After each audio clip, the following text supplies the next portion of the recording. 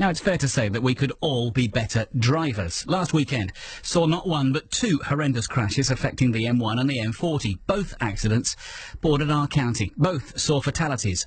And all too often it's the conditions of the day which seem to be the contributory factors to what takes place. Seemingly without exception, however, it's human beings who are the cause of the accidents on our roads. We all take our driving tests, but do we ever stop learning? Now, on Saturday, I met Steve Lewis. He runs a driving centre, teaching drivers to perform better when faced with a skid. I asked Steve what kind of driver actively seeks out that kind of education. Well, at R3 Rockingham, we're finding that it's actually a mixed bag that we're getting here. We're getting some fleet drivers who've been sent by their boss. Not enough, frankly. I think we should see more fleet drivers because driving's the most dangerous thing most of us do every day, and if you're doing it as part of your work life, you're out there at risk. And we're also seeing quite a lot of young drivers come as well. In fact, we can teach people here from 14 years of age, and we're keen to get more younger drivers because you are so much more at risk because of your lack of experience.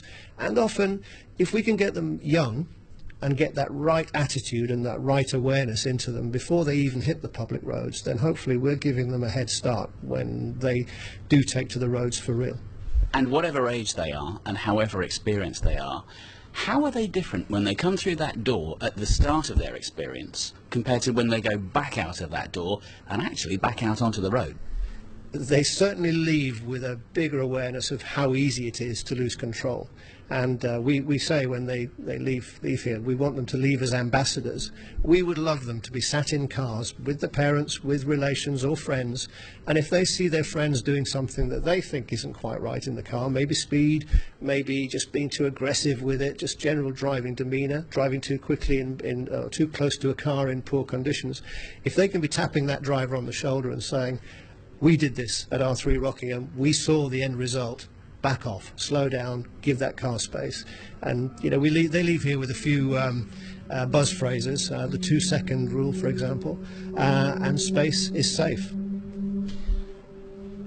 You've got people in their own cars learning what it feels like in their own car to go into a skid and then learn how to either prevent the skid or get out of the situation. That's a step change. When you are facing where you've just been coming from and you don't know why in your own vehicle, that has a much more memorable effect. And people leave here truly aware of the fact that they could lose control, and it's an uncomfortable feeling. I came over here from Northampton this morning. It's rather greasy on the roads.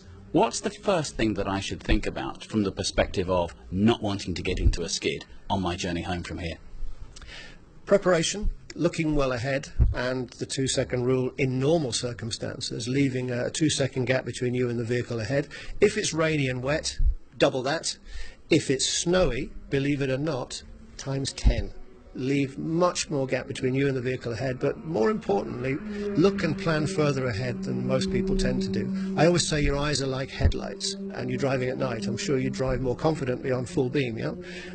Flick your eyes from dip beam to full beam when you're driving. You'll see much further ahead and you'll be much more prepared for what's coming at you. It's all good advice. They are talking about lots of rain tomorrow, and it could well be a wet 3 or 4 days that we have ahead of us. Maybe that advice from Steve Lewis could help prevent a few accidents all by itself. If you'd like to find out more, you can try the website www.r3rockingham.co.uk or call 07785 773341.